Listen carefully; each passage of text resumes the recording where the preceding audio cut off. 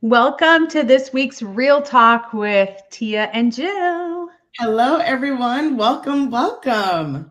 We are so happy you're able to join us. This is a brand new topic and recording that and topic we're covering, but I am going to let you know too, it's also pre-recorded. hmm We're It excited is. to be able to offer you new material even when we're not available to be here live with you, but we will still be checking all the comments. Yes, absolutely. And send us a note and let us know, what did you think about the episode and what are your thoughts? We would love to hear them. Mm-hmm. Absolutely. Because this is a topic that T and I have been talking about probably weekly Oh, yes. for months now, haven't hmm we? We have, because it impacts not just us, but our clients and people within the industry. And when we think about just uncertainty, the food industry has already been there. Right? Mhm. Like the food industry, we've been dealing with uncertainty, lack of engagement, all of these things that impact culture and people, right? And we know that it has been elevated over the last few weeks. And so it's been a hot topic. It's been a hot topic for ourselves and organizations that we talk to and people that we talk to. Yeah.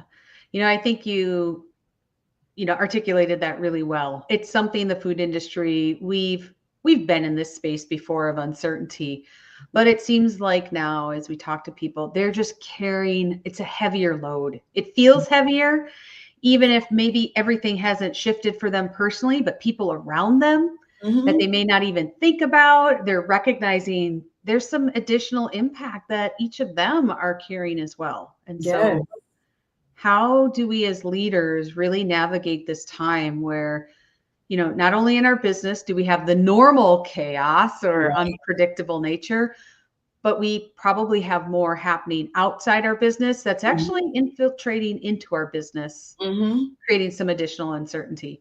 Yeah. And we talk about this all the time with leaders.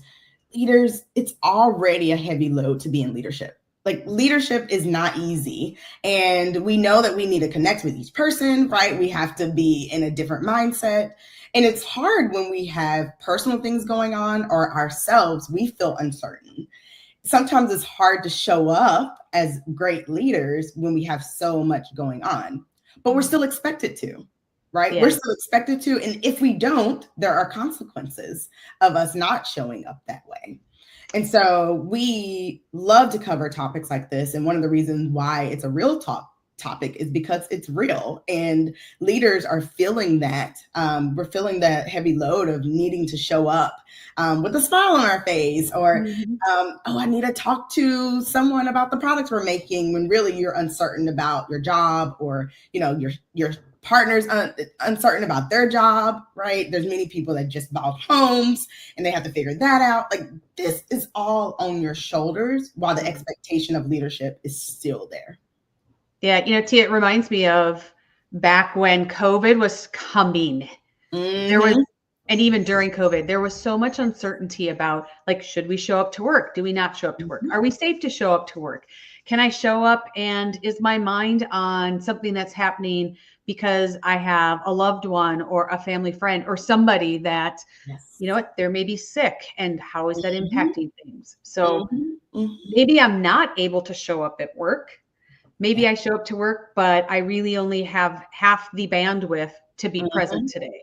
Yes. And as leaders, we still know, right? Our businesses are running, Mm-hmm. they still have expectations. But yet, what do we do so that we really support people so that in these times where they need us, they can show up and do the work that they can Right. in a way that helps us collectively, but Yes. also recognizing that there may be times where they're not able to show up. And then how do we continue forward? Mm-hmm. Mm-hmm. And I love it that you say the work that they can, right? Mhm. The work that they can do in the moment that they're in. And when you structure your organization where it's actually people first, right? And you are there to ensure that the well-being of your people is a top priority. You understand that sentence that you said, where you accept people where they are and you accept them that they are doing what they can do and you're providing them the tools, right, to be able to do that work. Yeah. And it doesn't mean that we show up and we're like, oh gosh, you get a free pass today from work. Like nothing's going to happen. But how do you show up to be like, it's tough. Today, I'm maybe not going to load on these additional things that I was hoping we were going to get done because here's where we're at today. Right. Exactly. Yeah. Because as a business, I guess what I appreciated about businesses that we've worked with, and even during COVID, was they were like, there are days that we have this goal for perhaps production. And you know what? We might not be able to get that today. Right. So we might have to back off today and then talk so that maybe tomorrow we can get a little bit more. Yes. Yes. There can be a state of flux that we either recognize and go with so that we support our team members, or we decide to stay rigid in a space then where team members probably not only today are they not going to show up well, but in the future, they're going to remember that. Oh, yes. Right. People do not forget. They do not forget the way you make them feel. Especially as an organization, when there are other options, right, that they can go and do. I was literally just talking to someone last week, and we were kind of talking about like the options that people have around jobs. And we were even just talking about like delivering food, like being a food delivery person, right? Like that's an option, and it's actually a really easy option just to turn on. And it kind of came from a conversation. I was in a group and someone was asking on like, how did people pay for like fees to go to legal school, to go to law school? And people were like, oh, just drive Uber for a weekend. You'll have the fee, or just do this and you'll have the fee. And I think sometimes as organizations, we forget that people have options. Right. And if we want people to be here in the space with us, that space needs to be inviting. It needs to be a spot where they want to be, where they want to show up. And if you're not cultivating that space, then people are going to choose to be in other spaces. Because we're here talking about this topic because we are even burnt out with things that are happening outside of work. No one wants to come to work and have those same feelings there, especially during these uncertainty times. Yes. And if it's your first time joining us here, you may be like, what is it that this group does? And how does this all relate to things? Yes. Well, we are Catalyst Food Leaders, and our goal is really to help people like be their best version of themselves and have leaders that help people be the best version of themselves. Because when we show up and we can have safe spaces and live more authentically, we know there is data, many pieces of data that say, when I'm here, I'm engaged and I'm, relatively happy at work, the business reaps all those benefits. So it's about operational excellence. It is about building business capacity. It is about continuous improvement. It's all those things as a business that we want to do so we can do more business and support more people, but it starts with leadership. It does. It does. We remember working with teams that had strong leadership and teams that did not have strong leadership. We got a lot more things done with stronger leadership. And that's the space that we play in. How do you empower your leaders to really support those business outcomes? Yeah. And today we are going to go past the superficial, how are you? Yeah. Right? How often do you walk down the hall? Like, right? You see people and you're like, hey, how's it going? Hey, how's your day? How's it going this morning? And you kind of keep going. There's a time and place for that. But how do we pause when we see and ask people the whole, like, how are you really?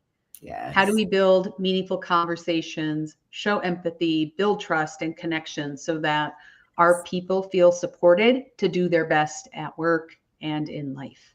And this is really the foundation of servant leadership.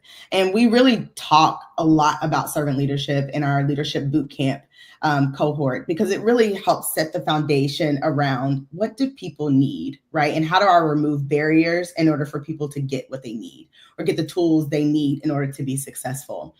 And when we talk about showing kindness, right, in times of uncertainty, knowing that people really just want to feel seen, they want to feel heard, and they want to know that they matter. They want to know that their work matters, what they do, the fact that they show up, right, in whatever capacity that they're in, that actually matters. And you see it, you hear it, and you value it. Yeah. I love that you talk about see them, because how often have we seen someone where we're like, gosh, they seem off today. Something's going on with them. Do we stand back and just let that play out? Or do we let them know, like, hey, I noticed this. Are you okay? Like, what's happening in your world? Yes. And that's all it takes.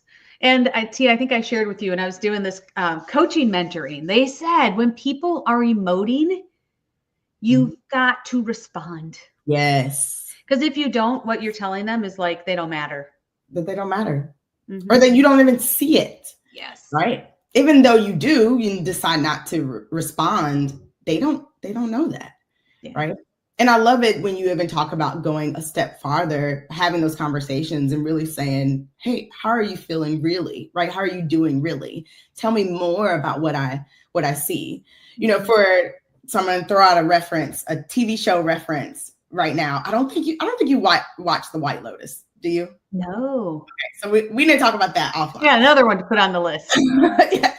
So if anyone's watching The White Lotus right now, it is it's basically getting to the climax of everything happening. But in one particular family, and no spoilers if you have not watched the last episode or anything, but there's one family where chaos is happening, but each of them are in their own sort of individual worlds. And you see it externally on their faces that things are going on, but no one is asking questions about it or picking up. And even the wife asking the husband a question on like, you seem off, what's going on? She has asked that question multiple times and walk away. She'll ask that question, like what is going on? And then she leaves, or she does something else, or she brushes it away. And it's like, my husband, Theo, we were talking about this last night with the last episode where we were just like, everyone's in their own world, right? And no one's actually checking in on the other person. And you can't fault them, right? Because they have some stuff going on, right? Some is selfish. Some are like, no, they really have some major stuff going on. But when we talk about these times of uncertainty, right? Like each of us have these things going on. And even as leaders, we have some stuff going on. It's still our responsibility, right, to connect with people and still ask those questions, still listen, right? Still make that space to do so. And that's hard. It's easier said than done. But it's very important, and critical during this time that leaders make that time and space, and that organizations allow leaders to make that time and space. Because, you see it in The White Lotus, but we also see it in our lives, is that when we don't address it, things crumble. Yeah. And, I think as you say that, right, we can see it in things like that, where we're not fully engaged in the conversation. Right. It could be that people are withdrawing. Some people might feel stress, anxiety. Some people may actually even dive in more and say things that are maybe unexpected from them. Yes. Often it comes from fear, right? There's fear about the uncertainty. There's fear about our job. There's fear around our family, our, out of work life. Yes. Like, what are the things going on? And the need for psychological safety is even greater than ever. But when people are unsure of where they stand, this is where today we want to give you some pointers on what do you do? How do you lean into this uncertainty with kindness? And you're really talking around our first point, right? Like we see these shifts with uncertainty, with DEI changes, immigration fears, economic instability, right? There's many people right now that's talking about their retirement and what's going to happen with their retirement money. These shifts impact how we show up at work. Exactly what you're saying, the stress and anxiety, and ultimately, right, that disengagement from our projects and the work that we're doing to help move the organization forward. You start seeing those things because the outside burdens are so heavy. It is. And so now more than ever, it really is critical for leaders to acknowledge and create space for what they're experiencing. Because if we ignore it, this doesn't just go away. Right? Right. Have you ever had a time, Tia, where you're like, we just ignore it, it goes away? Never. Never, right? It builds and builds. And I love it that you brought up too psychological safety, because we talk about this, right? Many times we talk about psychological safety and people say, yes, we have an open door policy. You want me on my soapbox on this one? I just opened it up for you. Well, if you've been with us before, you know that that's like, ugh, that's like nails on the chalkboard for me, because I understand the intent. Like Tia, right? We've talked about this. The intent is great. Like, come get me whenever you need me. Right, right. Yes. It is not the physical movement of coming into someone's office that keeps someone from coming into the office. Ooh, I'm glad this is recorded, because that needs to be recorded, because it's true. It's not the action of walking into your office, right? It's having those deeper conversations. It's building that trust to even, for someone to even want to come and talk to you about these things, right? It's building those connections. Yeah. And that has nothing to do with whether your door is open or shut, right? Like, we know the people that we trust where the door is shut and you're like, boop, boop, boop, you work, hello, can we talk for a second, right? Like, it's not the fact that this door, whether it's real or figuratively speaking, it's the fact that we feel safe enough, right, to go into your space, and that you have done the work, right, and have entered other people's space to build that trust with them and that connection with them. Yeah. So really, it is, as a leader, if you are, hey, we have an open door policy. Here's where we want to challenge you to be like, have we built the foundational trust that's needed for people then to take advantage of an open door policy? Yes. Yes. So if we lay the foundation of the kindness, of putting people first, that you matter, that we have purpose here together, that you matter as a human, those are the things that need to be built first before somebody's like, let me just come into your office, or right, let me knock on that door. Right. And you're the leader, you may want to go back and kind of review with your team to make sure, like, where are we at, so that if your goal is to have an open door policy, is that where you're at, or do you have some work to put in there? And doing all that right into their spaces, right? Going where they are, having those conversations, right? Building that trust, building those connections. That's getting outside of your office, right? And having those conversations in locations that make sense, right? For those people, for the group that you're trying to build that connection and that safety with. Yes. I think that really goes to the fact that as leaders, yes, we have KPIs, we have performance goals. Those are all very important, but you will never get there if you don't have people coming along with you. No. So we got to start there. You won't. So let's talk about, how can we as leaders get past the surface level interactions, right? Because people might say, well, I do have an open door policy, right? I get it. Yeah, people needs to come into my space, but we have our check-ins every week, right? Or every other week.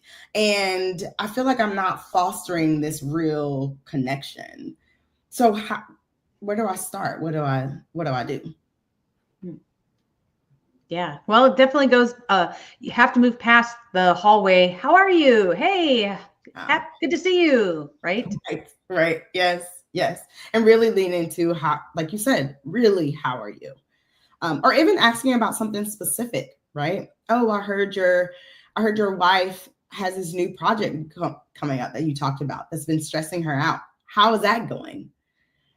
Right. Yeah. And here's a pro tip. Stop talking. When you say, really, how are you? Stop talking.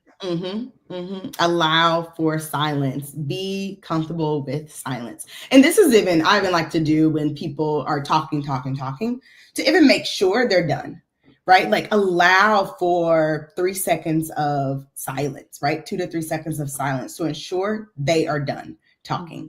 Right? Because like, once oh, how are you doing? Yeah, I heard this, blah, blah, blah. And you just continue to talk. Like, after a while, people are like, okay, you're just really doing your normal just check-in. Sure, I'm fine. Well, yeah, everything's good with that. Right? But when you stop talking, you allow people to open up and really say what they want to say, and maybe even dive deeper. It allows you to ask better questions. Yes. Mm-hmm. And sometimes as leaders, like we may be in a shared space where, right, like I'm over here and I'm doing something and Tia's talking to me. Am I showing her that I'm connecting with her? No, No. not at all. No. So as a leader, especially in this time, and that may be great for like, hey, how was your weekend? And we're doing all that kind of thing. Yay. Maybe, maybe not. You have to assess the situation for yourself. But when we're talking about an uncertainty and really inviting people into the space, Mm-hmm. like how do you give them full attention? Yeah, yes. And even that feels kind, right? And the fact that, and I know some people like turn their phone upside down, close their computer, right? Actually physically shift their body away so that they can have a conversation and not get distracted.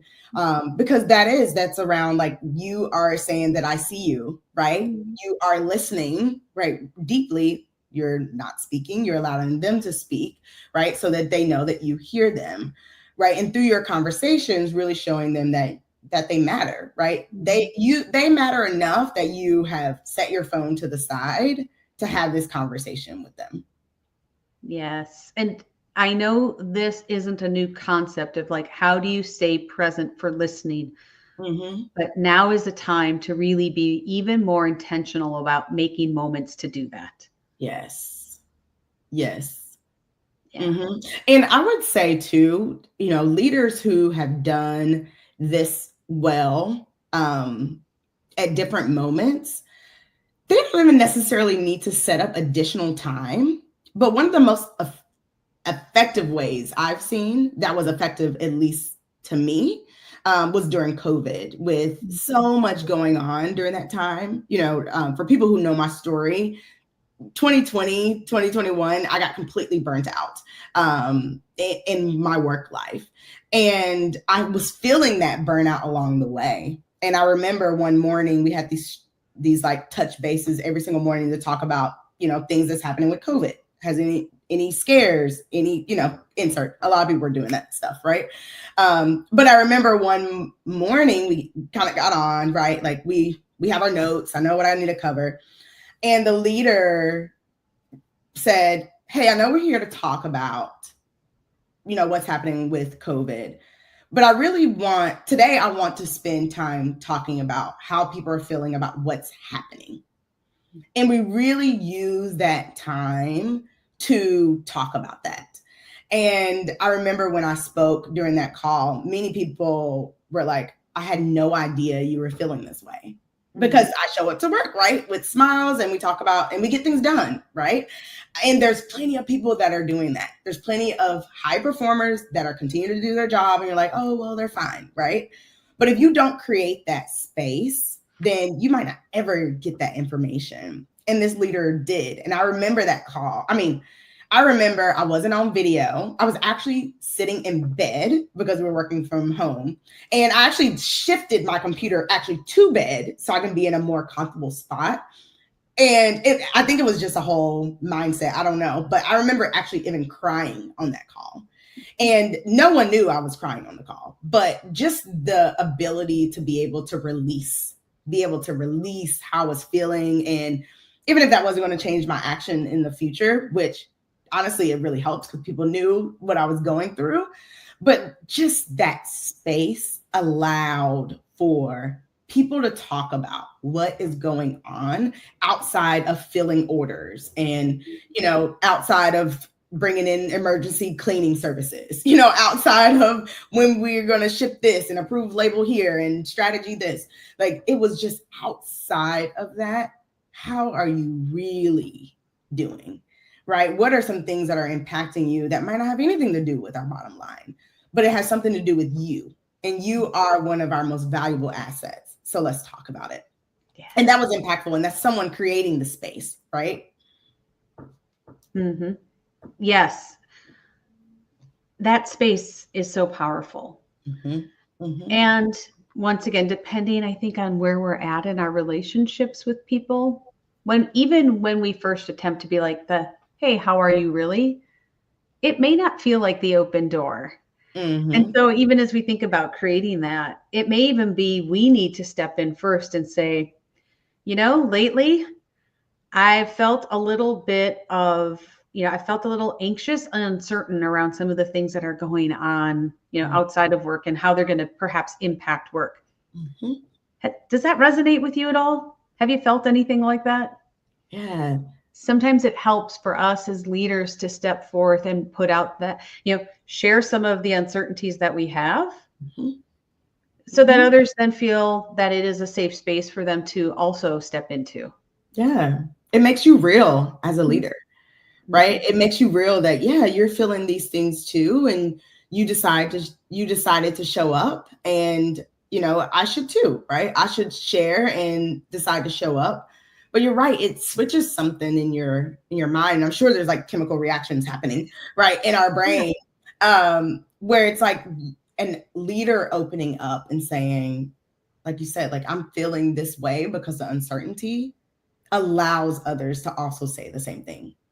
Well, it reminded me of, as you talked about, the meeting agenda that you had was kind of pushed to the side to say, I'm going to create space for this. Mm-hmm. That's creating that invitation for people to step in. So as leaders, how do we do that, and what feels good to you as a leader to be able to do that? But also then knowing your team or the people around you to create that safe space for them. Mm-hmm. And if you're a decision maker at an organization and you're listening and you're really trying to figure out, culture and how do we get people more engaged, even outside of uncertainty, Mhm. how are you empowering your leaders to do just that? Right? There's some leaders that want to do that know they need an avenue, but they feel like they can't. Right. And if that leader feels like they can't because of their leaders, then their people are going to feel that way. Mhm. Right. So, how are you empowering your leaders to be able to do these things and say, hey, we're not going to talk about performance today. We need to talk about this because this is what's most important. Yeah. And like you said, Jill, earlier, it doesn't mean that this is an everyday thing, right? Mhm. This is when we know we need to have that touch base, or maybe we've had multiple failures and we just need to say, hey, like, time out. Like, we've seen these failures happening. Let's just take a step back. Where do we feel like we're going wrong outside of process, outside of who did what? Like, how are we really feeling about what's going on? Right? Like, I'm frustrated about it. Mhm. And then that opens it up to be like, yeah, I'm feeling a little frustrated because I talked to someone and they didn't give me the tool that they needed. And then it's all of a sudden like, oh, I had no idea. Right. These things are happening around it. But because you give the space, right? And as leaders, we've equipped our leaders to give that space and encourage it. Right. That's when you start seeing true culture change, right? And you're able to sustain it. Mhm. Well, and I think even then the next step is, right, not only creating that space, but depending on what people share, Mm-hmm. a powerful question that you can ask them is, what, if anything, would be most helpful right now for Yes. you? Yes. For Yes. you. I love that question because it allows them to talk about what do they need right now. They hear you, right? They hear you ask that question, and you're not jumping to conclusions or assumptions on how they might need help, right? You're actually focused on asking them, right? What do you need most from me right now? What do you need most? What is most helpful for you right now? Mhm. Yeah, and it could be something they need from you. It might be something that they don't. So I Mm-hmm. think it's even really helpful to not include even like, what do you need from me? Like, Mm-hmm. because once again, especially in coaching, right? We always think about, we as humans are very resourceful. We Mm-hmm. often know exactly what we need, even if we can't articulate it, and we might need some space to actually go a level deeper to know what the need is versus perhaps just the symptom. Yes. But if we can create that space as a leader, it gives them kind of this, I'm going to say, free card to go, actually, here's what I need. I just need a moment to share how I'm feeling. Mm, Or, you know what? I think I'm going to need, um, I need to leave 2 hours early to go do this because then that will help with uncertainty. I don't know. I'm not sure what it is that people will all need. And it doesn't necessarily mean that we can meet all of those needs in the moment, right. but it also opens the door to say, like, how can we do that together? Right. Exactly. Exactly. So true. And I think that's the power of coaching, right? And the reason why we incorporate it into our programs that we do is because you're right. We have these gifts, right? We have answers inside of us, and sometimes we just need to explore it. So if leaders have more of these tools, right, which we hope to be able to give through our programs, when leaders have those tools, they're able to impact their people in that way and allow them to explore, right? Like, what is it that I do need? And do I need someone else to do it? Or can I do it myself? Or what tools do I need? Like, we want our teams to be thinking about that, right? And diving deeper, and having a leader that have those skills to be able to do that is impactful. Mm-hmm. Mm-hmm. Yeah. And, even if whether it's in this specific scenario of the uncertainty or really even in other things, I think actually it just came to mind, I was thinking about this specific thing that came up where somebody was, they were assigned to kind of go collect information about a problem that we were having. So they went out and they collected all this information. And then when they came back, right, it was the same thing of like, they were looking for me as a leader to say, this is what you need to do. Yeah. And even in that space, you can be like, what support do you need? Like, what's most helpful to solve this problem right now? And allowing them to go in that space and be like this or that. Yes. Once again, it's how do we help engage and empower them and know that they matter? And, many times too, I like what we're talking about, because we talked about how hard it is to be a leader. Sometimes we don't even need to take on things, right? Like we are taking on things when in reality, we need to provide a safe space for people to solve their own problems, right? For people to solve what they're working on. And sometimes we take when people aren't even giving it to us. We're just kind of taking things out of people's hands versus allowing them to develop and gain the necessary skills they need, right? And we all know the type of uncertainty that's happening right now, right? We do not need for growth, but we do know that during times of uncertainty, there is growth in there, personal growth, right? We learn a lot. And I'm the type of person that do not believe that you have to learn through struggle, right? Many times, I think that's one of the things that I think needs to shift in leadership, where it's like, you need to do all this struggle work to be able to learn. I don't agree with that. But if there is struggle, right, because something went wrong or, external factors are causing uncertainty, there is definitely lessons and learnings in there. And if we take all of that as leaders from other people, then it's as if they didn't go through the hard time, right? They weren't able to learn the lessons that they needed to learn through this time because you've actually taken that away from them. Yeah.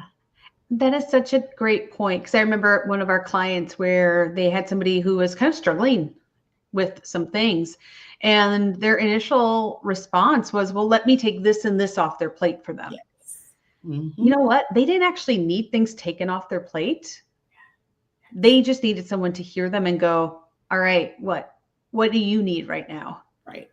And I think that goes into sometimes, and we know in business, sometimes we have the space to be flexible. Sometimes we don't.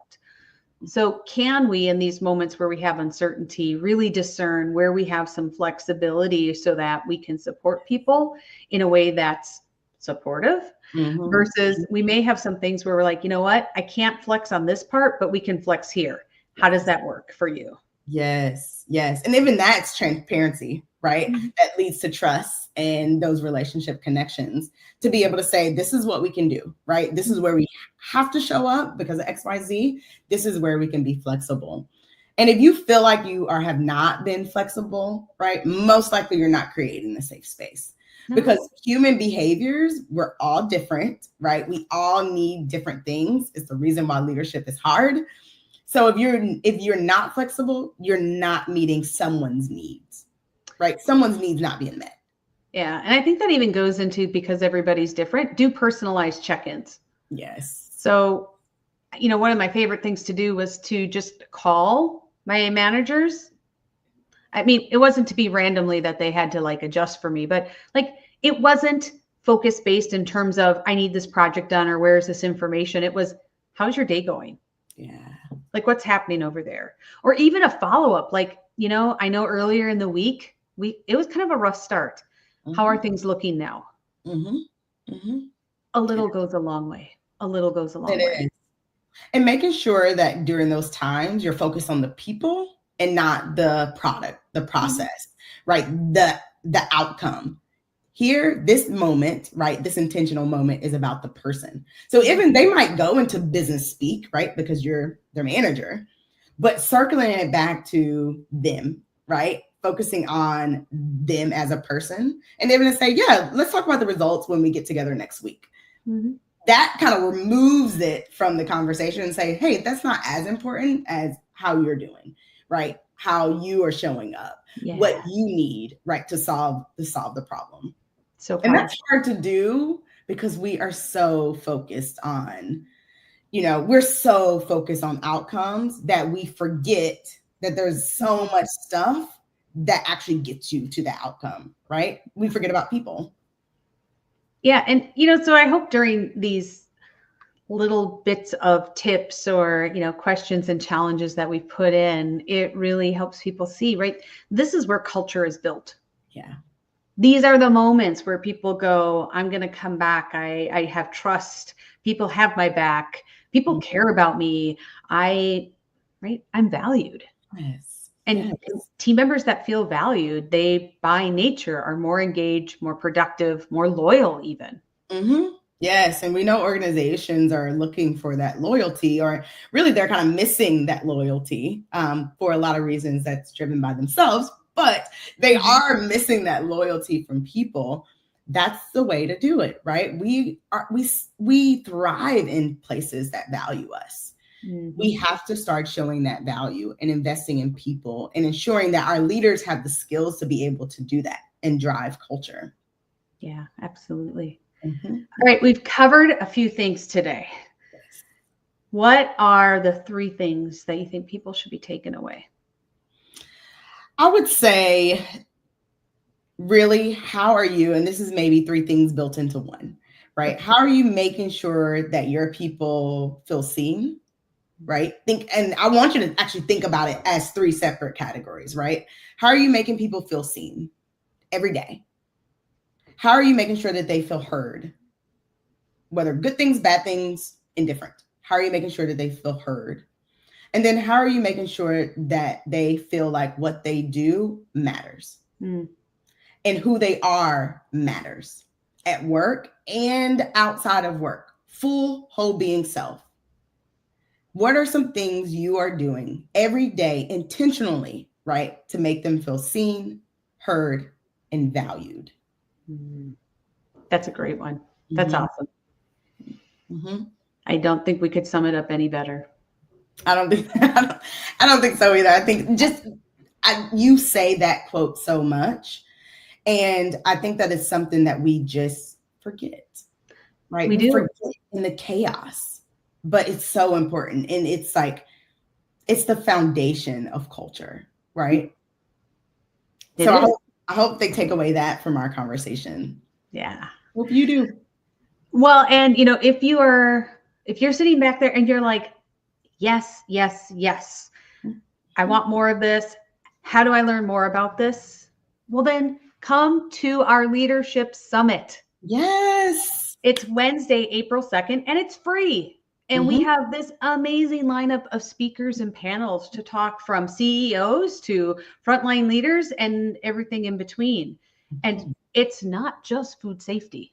No. Because culture is not just in food safety. It is across our organization. So the clients we work with are cross-functional within food organizations and even support for food organizations. And we invite you to get insights from these amazing speakers. Yes, it's going to be fantastic because we're connecting these leadership skills and competencies to how we show up and how we get business done, right? We know we all go to work to advance the organization, and we love doing that, right? That's a part of the passion that we see in our work. You need the leaders to do it, and know that we're searching for those tidbits, and we're so happy to be able to pull these thought leaders together and have some very engaging and valuable conversations. So we're excited about it. We'll make sure that the link is actually in the chat so you all will have it. It's on our LinkedIn page. Of course, it's on our website. You can find it. If not, reach out to us individually. We're happy to send it. And please share it with your food industry network. Yeah, right, Tia. We were just talking about, we have a big goal. We do. We want 500 people there. We do. 500. And that, you may be thinking, wow, that's big, because that is for a webinar. But we are super excited to be able to offer the only summit focused on leadership for people who work in this industry. We're not automotive, we're not healthcare, we're not all those other things. And while principles may be the same, hearing people and their experiences from this industry is powerful. Yeah, and to be able to relate to it and draw practical solutions for you and your team. Yes. That is our goal. So yeah. April 2nd. Yep. Well, and thank you for joining us today, whether you are here on our recorded, like when it goes first live and is released, or if you are here on replay. Yes. Thank you so much for joining us. We appreciate you. Absolutely. And we will see you next week. Yes, we will. So make it a great week. Bye, everyone. Bye.